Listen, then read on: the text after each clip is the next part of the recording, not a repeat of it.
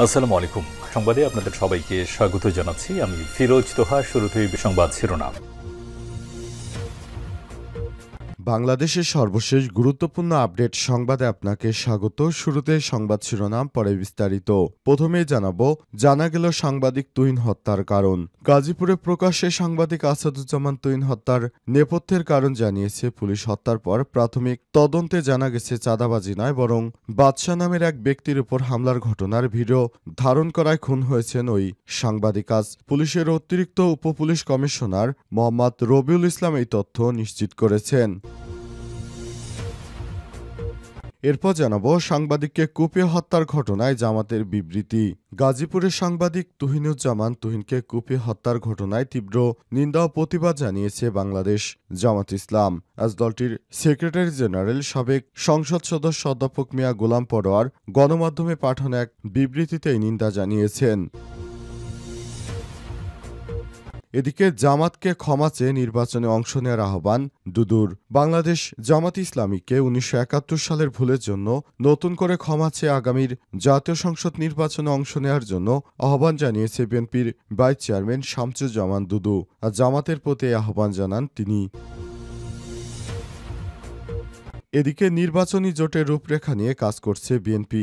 আজ থেকে মিত্রদের সঙ্গে তারেক রহমানের বৈঠক। ফ্যাসিবাদ বিরোধী যুগপৎ আন্দোলনে মিত্রদের সঙ্গে নিয়েই ত্রয়োদশ জাতীয় সংসদ নির্বাচনের পথে হাঁটছে বিএনপি। দলটির প্রতিশ্রুতি রয়েছে যুগপৎ মিত্রদেরকে সঙ্গে নিয়ে তারা আগামীর নির্বাচনে অংশগ্রহণ করবে। কারণে দলের হাইকমান্ড অর্থাৎ তারেক রহমান লন্ডন থেকে ভার্চুয়ালি বৈঠক করতে শুরু করেছেন।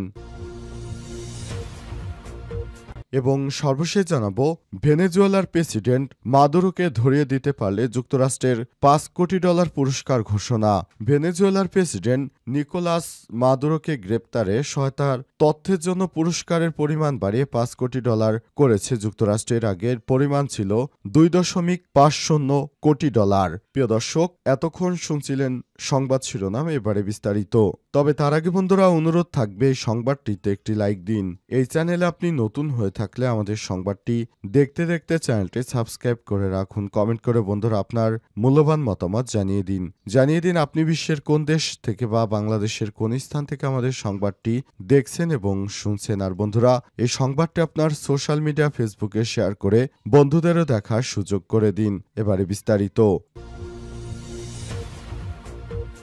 জানা গেল সাংবাদিক তুহিন হত্যার প্রকৃত কারণ। গাজীপুরে প্রকাশ্যে সাংবাদিক আসাদুজ্জামান মিয়া তুহিন হত্যার নেপথ্যে কারণ জানিয়েছে পুলিশ। হত্যার পর প্রাথমিক তদন্ত থেকে জানা গেছে চাঁদাবাজি নয়, বরং বাদশা নামের এক ব্যক্তির উপর হামলার ঘটনার ভিডিও ধারণ করায় খুন হয়েছেন ওই সাংবাদিক। গাজীপুর মেট্রোপলিটন পুলিশের অতিরিক্ত উপপুলিশ কমিশনার অপরাধ উত্তর মোহাম্মদ রবিউল ইসলাম এই তথ্য নিশ্চিত করেছেন। এদিকে গাজীপুরে এক সাংবাদিককে কুপিয়ে গলা কেটে নৃশংসভাবে হত্যা এবং অন্য এক সাংবাদিককে পাথর দিয়ে থেতলে আহতের ঘটনায় আলাদা দুটি মামলা দায়ের করা হয়েছে। সাংবাদিক আহতের ঘটনায় একজন গ্রেপ্তার হলেও খুনের ঘটনায় কেউ এখনো গ্রেপ্তার হননি। আজ সংশ্লিষ্ট থানায় ওই দুটি মামলা নথিভুক্ত করা হয়েছে বলে জানিয়েছে পুলিশ। দুই সাংবাদিক হতাহতের ঘটনায় স্থানীয় সাংবাদিকদের মধ্যে ক্ষোভ এবং হতাশা বিরাজ করছে। দ্রুততম সময়ের অপরাধীদের শাস্তির দাবি করেছে সহকর্মী এবং স্বজনরা। পুলিশ ও স্থানীয় সূত্র থেকে জানা গেছে, বৃহস্পতিবার ৭ আগস্ট রাত 8:45টার দিকে মহানগরীর ব্যস্ততম চান্দনা চৌরাস্তার মসজিদ মার্কেটের সামনে প্রতিদিনের কাগজের পত্রিকার গাজীপুর স্টাফ রিপোর্টার আসাদুজ্জামান তুহিনকে চাপাতি দিয়ে কুপিয়ে হত্যা করেছে সন্ত্রাসীরা। এই ঘটনার পর প্রাপ্ত সিসিটিভি ফুটেজ থেকে দেখা গেছে কয়েকজন যুবক বাদশা নামের এক ব্যক্তিকে চাপাতি দিয়ে আঘাত করে এবং ধাওয়া দেয়। এক পর্যায়ে আসাদুজ্জামান তুহিনকে শত শত মানুষের সামনে চাপাতি দিয়ে এলোপাতাড়ি কুপিয়ে হত্যা নিশ্চিত করে পালিয়ে যায়। পরে পুলিশ ঘটনাস্থলে গিয়ে মরদেহ উদ্ধার করে ময়নাতদন্তের জন্য শহীদ তাজউদ্দিন আহমেদ মেডিকেল কলেজ হাসপাতালের মর্গে পাঠায়। ঘটনায় আহত বাদশা বলেছেন, চৌরাস্তা পার হওয়ার সময় এক নারী তাকে টার্গেট করে টাকা পয়সা নিয়ে নিতে চাইলে তিনি নারীকে আঘাত করেন। এরপর সন্ত্রাসীরা তাকে ধাওয়া করে চাপাতি দিয়ে কুপিয়ে জখম করেছে। এ বিষয়ে বাসন থানার ভারপ্রাপ্ত কর্মকর্তা শাহিন খান বলেছেন, সাংবাদিক আসাদুজ্জামান তুহিন হত্যার ঘটনায় নিহতের বড় ভাই অজ্ঞাত ব্যক্তিদের আসামি করে মামলা দায়ের করেছেন। বৃহস্পতিবার রাতে তিনি এই মামলা দায়ের করেছেন। সাংবাদিককে কুপিয়ে হত্যার ঘটনায় জামাতের বিবৃতি।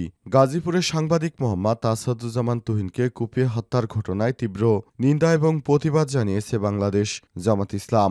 আজ রাতে দলটির সেক্রেটারি জেনারেল সাবেক সংসদ সদস্য অধ্যাপক মিয়া গোলাম পরোয়ার গণমাধ্যমে পাঠানো এক বিবৃতিতে এই নিন্দা জানান। বিবৃতিতে তিনি বলেছেন, বৃহস্পতিবার রাত 8:30টার দিকে গাজীপুর মহানগরীর চান্দনা চৌরাস্তা এলাকায় একদল সন্ত্রাসী ধারালো অস্ত্র দিয়ে কুপিয়ে সাংবাদিক আসাদুজ্জামান তুহিনকে নৃশংসভাবে হত্যা করেছে। তিনি দৈনিক প্রতিদিনের কাগজের গাজীপুর প্রতিনিধি হিসেবে দায়িত্ব পালন করছিলেন। আমরা এই নির্মম হত্যাকাণ্ডের তীব্র নিন্দা ও প্রতিবাদ জানাচ্ছি এবং এই ঘটনায় গভীর উদ্বেগ প্রকাশ করছি। আমি মরহুমের রুহের মাগফিরাত কামনা করছি এবং তার শোকাহত পরিবার পরিজনের প্রতি গভীর সমবেদনা জ্ঞাপন করছি। তিনি আরও বলেছেন, আসাদুজ্জামান তুহিন 7 আগস্ট বিকেলে গাজীপুর চাঁদাবাজি সংক্রান্ত একটি লাইভ সম্প্রচার করছিলেন। ওই সময় ওই দিন রাতেই চাঁদাবাজ চক্র তাকে নিষ্ঠুরভাবে কুপিয়ে হত্যা করেছে। এ থেকে স্পষ্ট বোঝা যায় দেশে আইনশৃঙ্খলা পরিস্থিতি চরম অবনতি ঘটেছে। যেখানে একজন সাংবাদিকই নিরাপদ নয়, সেখানে সাধারণ জনগণের নিরাপত্তা কোথায়? এই নির্মম হত্যাকাণ্ড জাতির জন্য একটি অশনি সংকেত। বর্তমান সরকার মানুষের জানমালের নিরাপত্তা নিশ্চিত করতে চরমভাবে ব্যর্থ হয়েছে বলে মন্তব্য করেছেন তারা। জামাতকে ক্ষমা চেয়ে নির্বাচনে অংশ নেওয়ার আহ্বান দুদুর। বাংলাদেশ জামাত ইসলামকে 1971 সালের ভুলের জন্য ক্ষমা চেয়ে আগামী জাতীয় নির্বাচনে অংশ নেওয়ার জন্য আহ্বান জানিয়েছেন বিএনপির ভাইস চেয়ারম্যান শামসুজ্জামান দুদু। জামাতের উদ্দেশ্য করে তিনি বলেছেন, 1971-এ আপনারা যে ভুল করেছেন তা সংশোধনের একটি সুযোগ এখনো আছে। আপনারা এখনো ক্ষমা চাননি, ক্ষমা চান, নির্বাচনে অংশ নিন, তাহলে অতীতের ভুল কিছুটা হলেও মোচন হবে। আর যদি নির্বাচনের প্রতিরোধের জন্য রাস্তায় নামেন তাহলে সেই ভুল দ্বিগুণ হবে। আর জাতীয় প্রেস ক্লাবে বাংলাদেশ গণতান্ত্রিক সাংস্কৃতিক জোট আয়োজিত এক আলোচনা সভায় প্রধান অতিথির বক্তব্যে দুদু এসব কথা বলেছেন। জামাতের উদ্দেশ্যে বিএনপির এই নেতা আরও বলেছেন, জামাত ইসলামের নেতাকর্মীদের অবশ্যই মনে রাখতে হবে তারা 1971 সালে মহান মুক্তিযুদ্ধের সময় বিরোধিতা করেছিল। সুতরাং এই ধরনের কর্মকাণ্ড পরিচালনা করার জন্য তাদের অবশ্যই জাতির কাছে ক্ষমা চেয়ে তারপর নির্বাচনে অংশগ্রহণ করতে হবে। অন্যথায় তারা যদি নির্বাচন বানচালের চেষ্টা করে যে কোনো ষড়যন্ত্র রুখে দেবে বিএনপি বলে মন্তব্য করেছেন বিএনপির এই নেতা। তিনি আরও বলেছেন, আমরা এমন একটি নির্বাচনের মাধ্যমে সুষ্ঠু সরকার গঠন করে ক্ষমতায় যাওয়ার জন্য দীর্ঘদিন ধরে অপেক্ষা করছি, কিন্তু আমাদের ক্ষমতায় যাওয়ার জন্য প্রধান বাধা হিসেবে এখন 1971 সালে স্বাধীনের সময় যাদের বিতর্কিত ভূমিকা ছিল তারাই আমাদের নির্বাচন করে ক্ষমতায় যাওয়ার জন্য নানাভাবে প্রতিবন্ধকতা সৃষ্টি করছে। সুতরাং তাদের কাছে বলবো, আপনারা ক্ষমা চেয়ে তারপর নির্বাচনে অংশগ্রহণ করুন, অন্যথায় এদেশের জনগণ আপনাদেরকে আর কোনো ভোট দেবে না বলে মন্তব্য করেছেন বিএনপির ভাইস চেয়ারম্যান শামসুজ্জামান দুদু।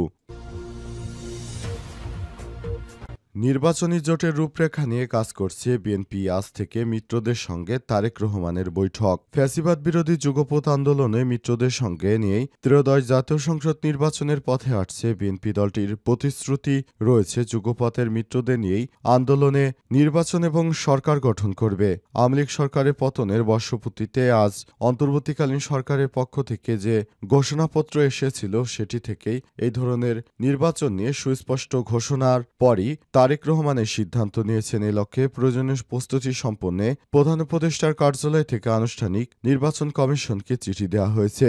এমন অবস্থায় নির্বাচনকে সামনে রেখে যুগপথের মিত্রদের সঙ্গে বসছেন বিএনপির ভারপ্রাপ্ত চেয়ারম্যান তারেক রহমান। রাজধানীর গুলশানে বিএনপির চেয়ারপারসনের রাজনৈতিক কার্যালয়ে আজ বিকাল 3টায় একত্রে 12 দলীয় জোট, জাতীয়তাবাদী সমমনা জোট, এলডিপি সহ আরও কয়েকটি দল এবং শনিবার বিকাল 5টায় গণতন্ত্র মঞ্চ, গণতান্ত্রিক বাম ঐক্য সহ সমস্ত দলের নেতাদের সঙ্গে বৈঠক অনুষ্ঠিত হবে। বিএনপি ও যুগপৎ জোটের কয়েকজন নেতার সঙ্গে কথা বলে সব তথ্য জানা গেছে। বৈঠকে জোট শরিকদের সঙ্গে আসন বণ্টন নিয়ে সরাসরি আলোচনা হওয়ার সম্ভাবনা না থাকলেও বিএনপির ভারপ্রাপ্ত চেয়ারম্যান তারেক রহমান যে যুগপৎ মিত্রদের সবাইকে সঙ্গে রেখেছেন এবং আগামীতেও রাখবেন সেই আশ্বাস পুনর্ব্যক্ত করতে পারেন। একই সঙ্গে ফ্যাসিবাদ বিরোধী দীর্ঘ আন্দোলন সংগ্রাম রাজপথে থেকে ত্যাগ স্বীকার করায় মিত্রদের আনুষ্ঠানিকভাবে ধন্যবাদ জানাবেন এবং ফ্যাসিবাদ বিরোধী বিদ্যমান ঐক্য অটুট রাখার বিষয়ে কথা বলবেন বিএনপির ভারপ্রাপ্ত চেয়ারম্যান তারেক রহমান।